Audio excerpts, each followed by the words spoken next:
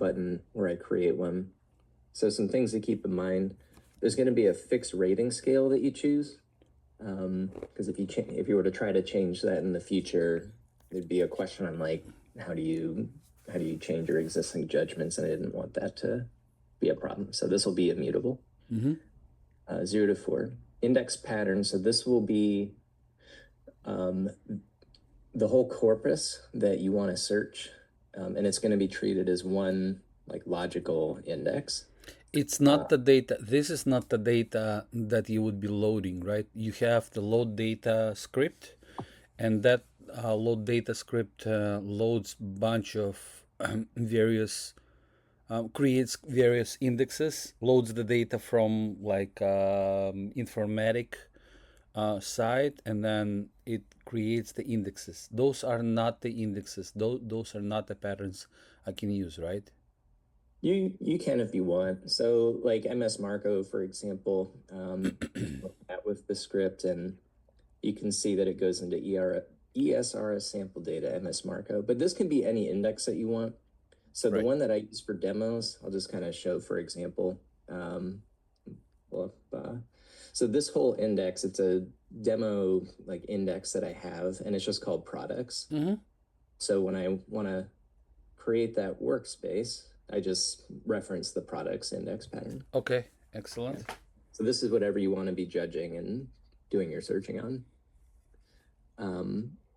Params is, I would say, think of it as the inputs that are worth including from your search app that you want to create scenarios for. And so for the most part, I think text is one that's going to be in most use cases, like the text of a search bar or the text of a prompt. But you could also do something a little different. Like there's one here where I've tried like a multimodal example where I just called it a vector. You can call these things whatever you want. And then the scenarios that I pasted in, it wasn't text, it was a vector, and then I just pasted in the whole vector. And what that allows me to do is when I create a strategy later, I can just reference the vector as an array. Okay. So they're just inputs from basically like a search app. Those are not the fields, or are they?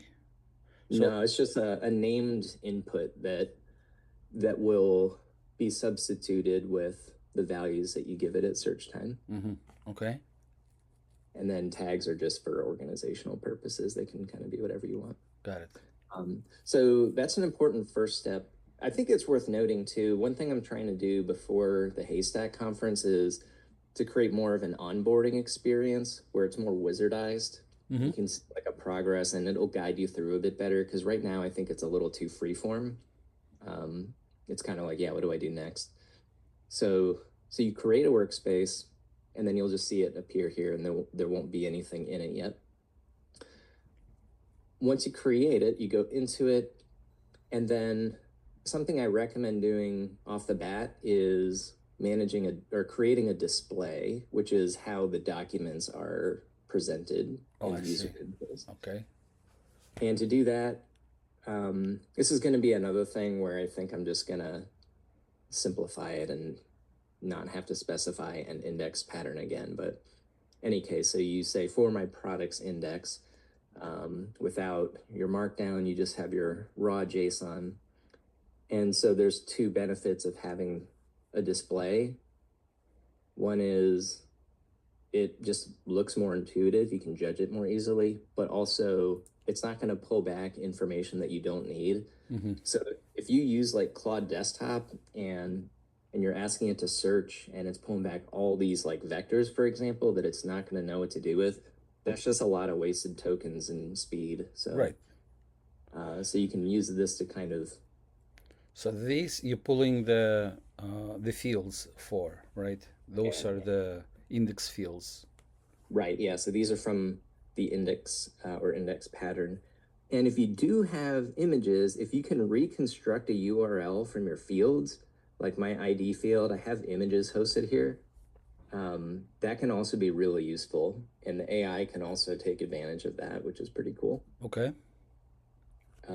So this is, I think, a really important step, and it can be easy to overlook. So that's displays and scenarios, right? Yeah, Those are two yeah, portions. Okay, yes, you, I've done with the I've tried to do the scenarios, but then after that it's like I don't know what to do. That sure, was my yeah. problem. But I'll then just keep okay, going. so displays I didn't realize I can set up the displays after that, Yeah, and yeah. then what do we do next? What's the next step? Yeah, so just going down scenarios, these are like the test cases that you want to do some testing for. So, for example, what this really means is if someone were to search Brown Oxfords as like the text field that they submit, that input is going to get passed into my strategies. Okay, So that'll become clear as I kind of go through that. Yeah, it's just kind of like different types of searches that people could run that right, you're interested in testing. yeah, And there's not too much to it. It's just the only thing is that these are also immutable. So if you wanted to change it, you'd have to like delete it and create another one. mm-hmm. Okay, I did that because that would affect like judgments and things. Um, so for judgments, I really like this interface. Um, the thing about it is that you can kind of use it in a couple ways. You can use it to find and judge new documents, or you can use it to like review documents that you've already judged and change them if you need to. And they're always tied to a scenario. So, for example, if I pick a scenario for Brown Oxfords, that's going to have its own set of judgments. When I come straight to this interface, by default, it's just going to show me everything in my products index, which probably isn't what is useful for me. I probably want to find things that are like Brown Oxfords, like leather dress shoes. mm-hmm. And so here's a good one. I can just kind of rate these. And then if I wanted to show me only the things that I've rated, if I want to review those, and let's get rid of my filter here, then you can start to see what you have.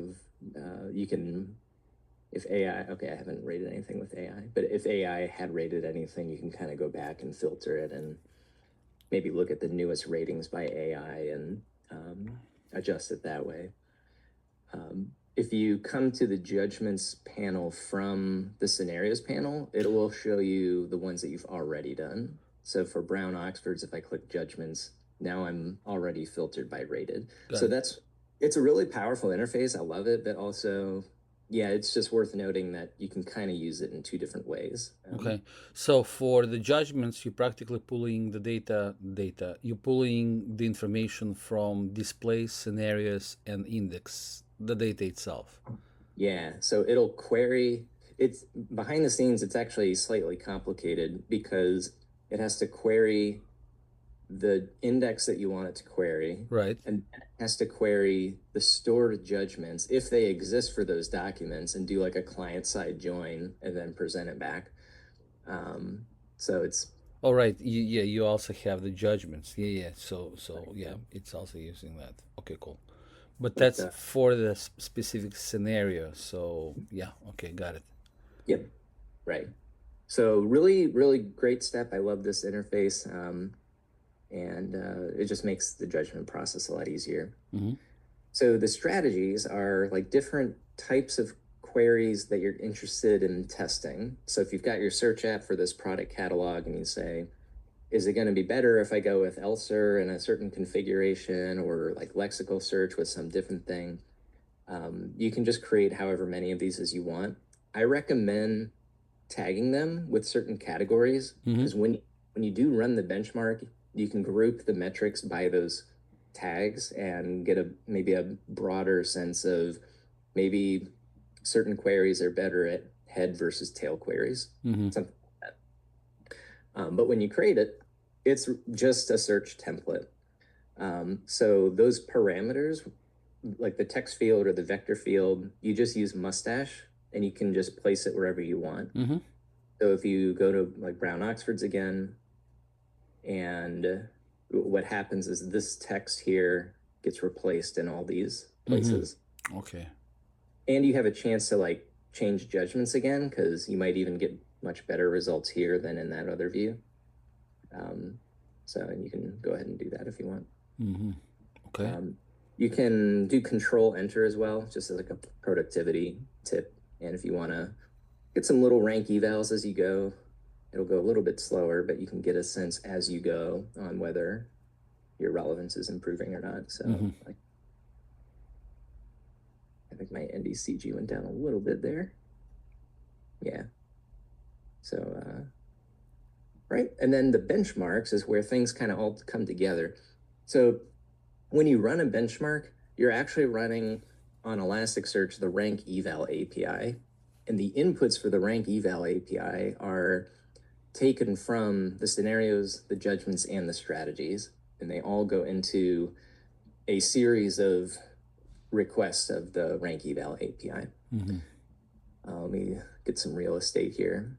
So when you create a benchmark, what you're creating really is a repeatable task definition. And by default, it'll try to evaluate all strategies for all scenarios that you have, but you can limit that.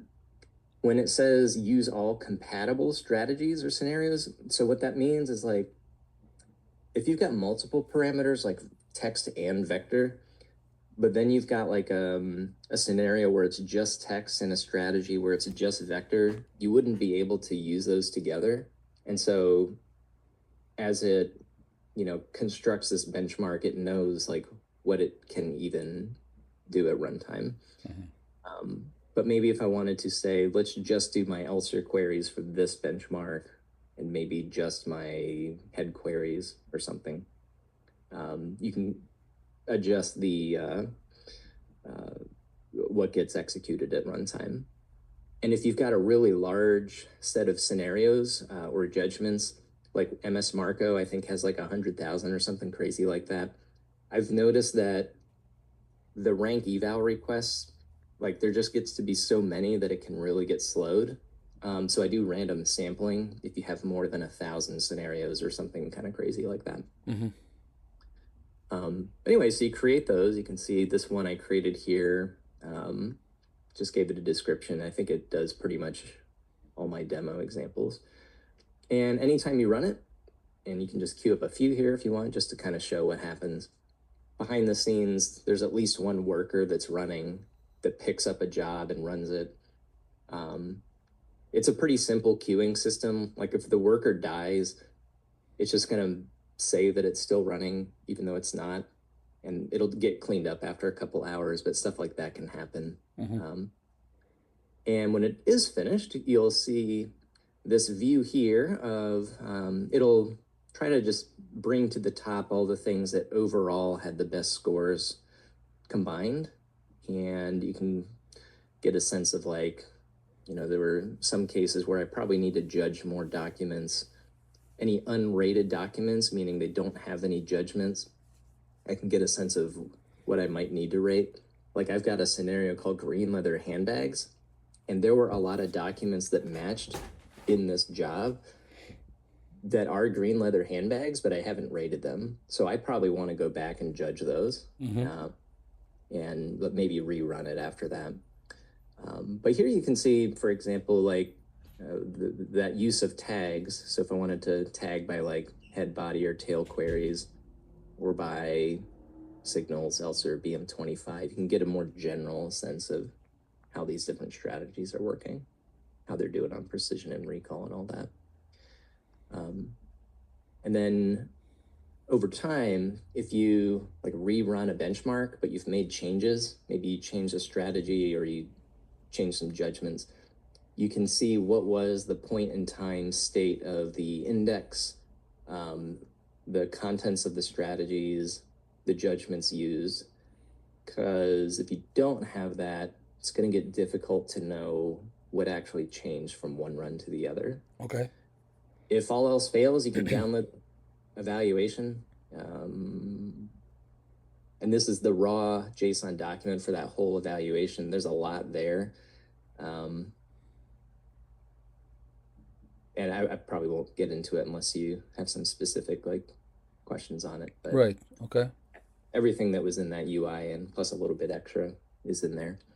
And that's pretty much it. After you run this, you can get a sense of how things work, and then you might go back and just whichever part of the process makes sense to continue on, you can go back and So make changes. let me understand something here. So when you have let's say a good judgment, right? You have a, you know, you reprioritized some items, and you happy with NDCG and everything. How do you ship it back to the, so to say, to the Elastic Okay, for it to become a so to say, product, right? So I you see. have the e-commerce company, and let's say you've adjusted all of those things, and then you have it, and you happy.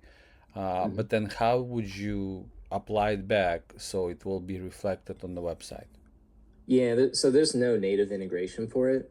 What you might do is maybe use either, where's my documentation?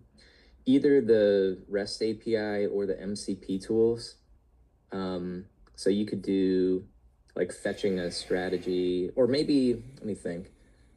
If you run it from a benchmark, you could get the contents of the strategies either directly from the API Right. for strategies, and that will give you the current state.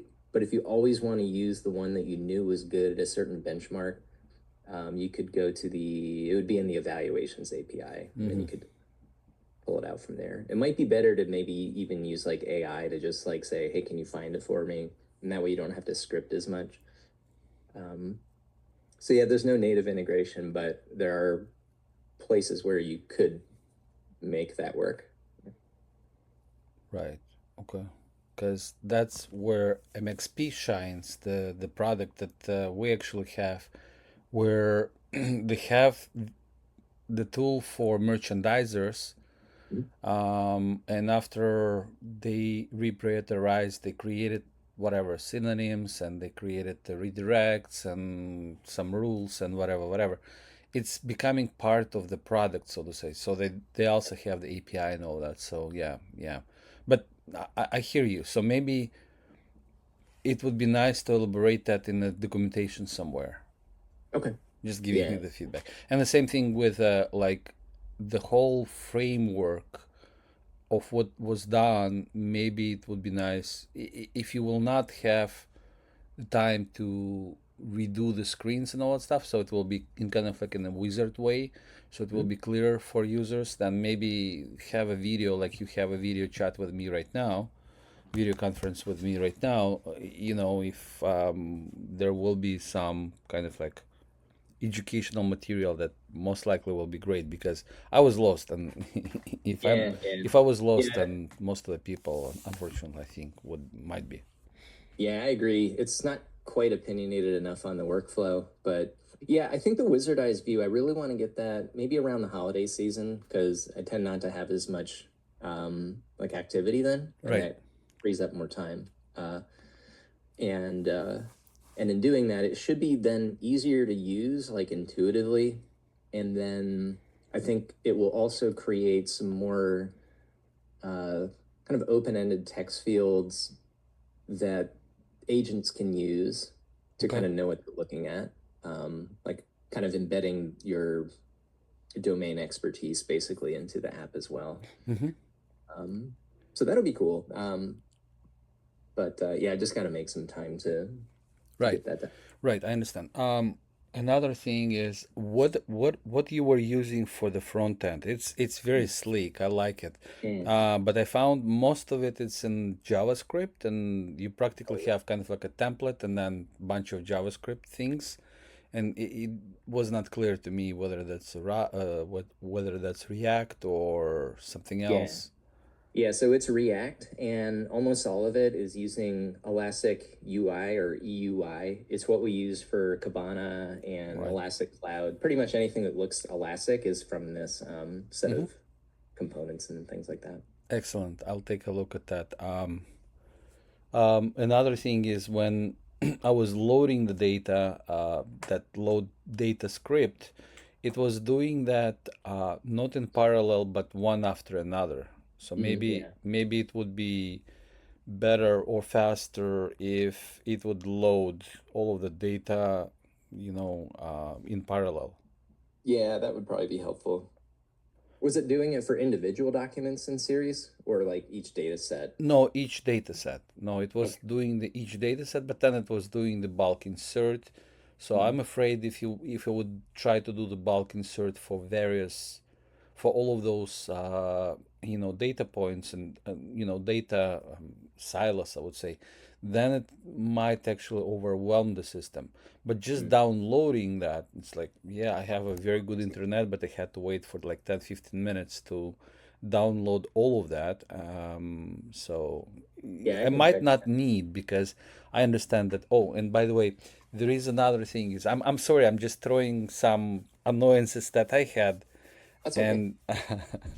And another thing is the parameters that I was passing to load data were not the same as, I think the help helped me. No, help was having different. You can do something like load data and then run, and Mm. or run all, right? And I was trying to do run all, and it's like, no, I don't know what's run all is. And when I was doing the help, it was telling me, no, don't use the run all, use run. So there are a Mm. little bit, I think, misnomer or like mismatch between the parameters that can be passed to load data and Yeah. what's in help, something along those lines. Okay. Yeah, it's good to know. Yeah, I'll yeah. have to, I gotta catch up on these little things. Yeah, yeah, But but you don't have to. You see, many times I have various projects. We practically, I think, we acting very similarly to the mode like Elasticsearch, Elastic has, where if you have a lot of clients, right, you just go to those clients and you address the issues and help them and all that stuff. But sometimes, clients are fine and you have the slow down period and all that stuff, specifically around the holidays and all that stuff. Most of the time they freeze the systems and we're just like sitting doing nothing. So when I'm sitting doing nothing, I'd rather work on this framework because it's very, very useful. I see a lot of usefulness. As I told you, I wish this would be available a few years ago at least. yeah. For relevance engineers, for merchandisers. If merchandisers will understand these concepts, right, this wizardy thing, right, if it will be done in a wizardy way, or even if they will have the video, they will know how to work with it, then it will be a great tool for them to do the judgments and all that stuff. We actually had at Walmart, we had one lady who was doing the judgments all day long. All day long, she was looking at the Yeah. items and she was reprioritizing them and all that stuff. Would be Yeah, I nice. mean it's like a training data set. Super important. Exactly, exactly. Yeah, so I would love to work on this framework and all that stuff, and would be nice to have a little more exposure to the open source frameworks and to the Elastic and all of that. Good on my resume, so to say. I'll be Yeah, honest for with sure. you. Yeah. So you don't have to do it all, but I would like to give you some feedback what I'm seeing, and maybe you or I will do those things, tackle those things a little bit. Yeah, I think that'd be great. Yeah, because it's pretty much just me right now. Which is fine, but also like it's not really going to be sustainable if it's just me. And I would like it to be because I think there's a lot of value here. Yeah, absolutely. You know the concept of what's the open source number of people who are hit by the bus or something along those lines, Yeah, right? agreed. So Yeah. it's like this project is holding only by you and all that stuff for now. Yeah, yeah, I hear you. All right, cool. What's your plans for the future? I've heard that you would like to perhaps restructure the screens so they will be clearer, maybe. Yeah. But maybe they don't have to if you will have a video or something along those lines, or if the concepts will be expressed a little bit clearer for people who don't understand who don't know the certain concepts and all of that. But what's your like roadmap? I'm curious. Yeah. So the main thing that's been on my mind has been my goal is to go to the Haystack conference in April and propose a talk where it is really focused on the agentic implementation. And I'm Okay. not quite satisfied with it yet because while all the MCP tools are there and something like Claude Desktop can go through the workflow and kind of do all these things, Mm-hmm. there's not enough Rails yet for it to kind of be consistent. So if it creates tags or if it creates scenarios, it's making good choices, but it's not always like following like a consistent framework or scoring rubric or um, there is no place where a description of your goals or your domain is kind of codified. So it still makes assumptions. And so that's actually why I want to make this more of a wizardized process, is because I mean, it will make it kind of more intuitive for users, but Mm-hmm. what we'll also do is provide some more places where you can embed like your goals and information about your data and how you want scoring to happen. So it's not everybody kind of working in a slightly different way. Um, Tags will be a little bit more managed so that you can kind of keep your categorization neat. And I think once all that's in place, AI will be more reliable and it'll be more intuitive. So yeah, that's quite kind of from now until April. I just want to get that wizardized onboarding process kind of tighter, but really mostly for the AI to do better. And then after that, I'm not sure. I haven't really thought too far ahead. I'm trying not to kind of get ahead of myself because um, I want to kind of be focused on that first goal. Right. So explain to me from the AI, if you have a few minutes, we Yeah. actually already passed our half hour.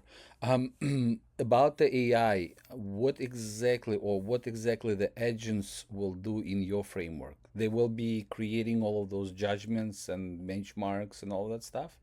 Yeah, so right now, the way I've been showing it has been you've just got this one agent like Claude Desktop, and you can give it like a general overview of the whole workflow. Mm-hmm.